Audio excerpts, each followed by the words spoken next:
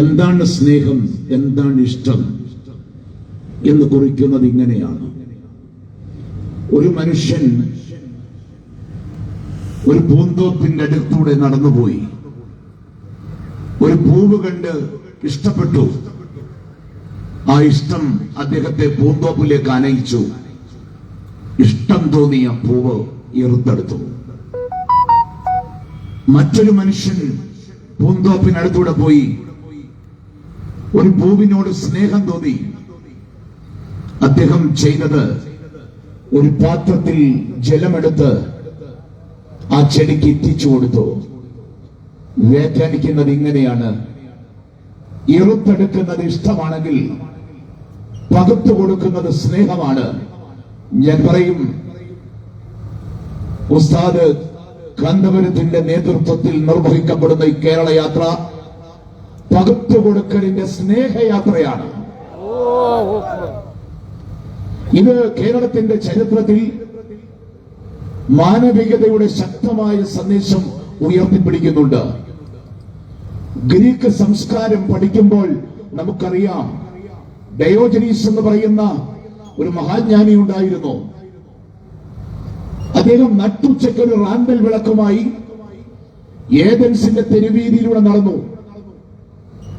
അപ്പോ എല്ലാവരും അദ്ദേഹത്തെ കളിയാക്കി, നിങ്ങൾ എന്താണ് കാണിക്കുന്നത്?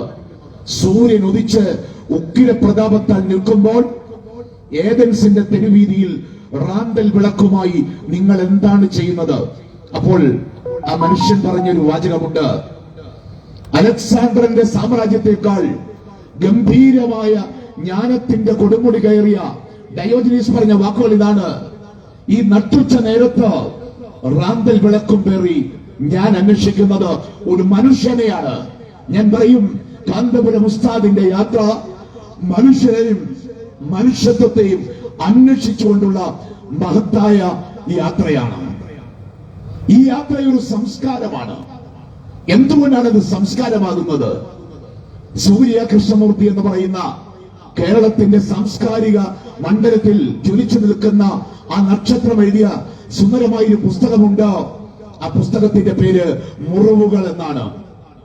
ആ മുറിവുകളിൽ കൾച്ചർ എന്ന് പറയുന്ന വാക്കിന് അദ്ദേഹം കൊടുക്കുന്ന വ്യാഖ്യാനം ഇതാണ്: culture is concern for others.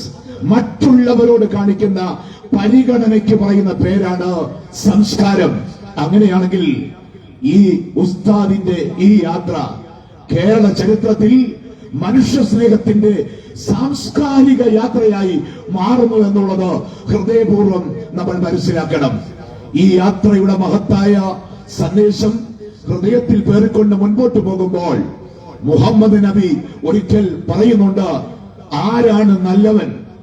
അതിന് കൊടുക്കുന്ന വ്യാഖ്യാനം ഇതാണ്: വാക്കുകൊണ്ടോ പ്രവൃത്തി കൊണ്ടോ ഒരാളെയും നോവിക്കാത്തവൻ ആര്?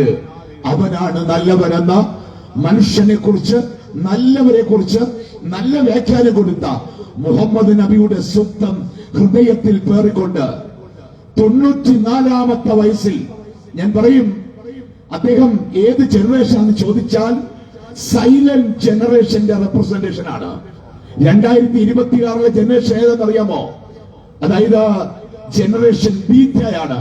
അതുകൊണ്ട് സൈലന്റ് ജനറേഷനിൽ നിന്ന് ജനറേഷൻ ബീറ്റയിലേക്ക്, പുതിയ കാലത്തിലേക്ക് മനുഷ്യ സ്നേഹത്തിന്റെ നവോന്മേഷം സൃഷ്ടിച്ചുകൊണ്ട് ഒരു ഗുരു നടത്തുന്ന മഹത്തായ ഈ സാംസ്കാരിക യാത്ര അഷ്ടമുടിക്കായലിന്റെ ഓളവും അറബിക്കടലിന്റെ താളവും വിപ്ലവത്തിന്റെയും വിളംബരത്തിന്റെയും നാടായ കുണ്ടറയും കഥകളിയുടെ നാടായ കൊട്ടാരക്കരയും എന്നും വേണ്ട സാംസ്കാരികതയുടെ മണ്ണിൽ വന്നണയുമ്പോൾ മനുഷ്യന്റെ സ്നേഹവും നന്മയും ഒരിക്കലും കെട്ടുപോകാതെ സൂക്ഷിക്കണമെന്ന് നടത്തുന്ന ഈ സുന്ദരമായ യാത്രയ്ക്ക് മനുഷ്യനോടൊപ്പം നടന്ന് മനുഷ്യ സ്നേഹത്തിന്റെ നന്മ പകരുവാൻ കഴിയട്ടെ എന്ന് ഹൃദയപൂർവ്വം ഏറെ പ്രാർത്ഥിച്ചുകൊണ്ട് ഞാൻ കേരള സമൂഹത്തിന്റെ കാരണസ്ഥാനത്തുള്ള ഉസ്താദിന്റെ ഈ യാത്രയ്ക്ക് കേരള ജനത കൊടുക്കുന്ന ഈ അംഗീകാരം തന്നെ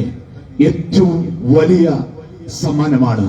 നിശ്ചയമായും കാലത്തിനപ്പുറത്തേക്ക് സഞ്ചരിക്കുവാൻ ഈ യാത്ര ഉയർത്തുന്ന സന്ദേശത്തിനും മൂല്യങ്ങൾക്കും കഴിയട്ടെ. ഒരു വഞ്ചക ശക്തിക്കും മനുഷ്യനെ വേർപിരിക്കാൻ കഴിയില്ലെന്ന മഹത്തായ സന്ദേശം ഹൃദയത്തിൽ പേറിക്കൊണ്ട് ഈ യാത്ര ഇനിയും അലയടിയായി ഹൃദയങ്ങളിൽ ജീവിക്കട്ടെ എന്ന ആശംസകളോടെ ഞാൻ എന്റെ വാക്കുകളെ ഉപസംഹരിക്കുന്നു. എല്ലാ ആശംസകളും ഹൃദയപൂർവ്വം നേരുകയും ചെയ്യുന്നു. ശ്രദ്ധിക്കുക.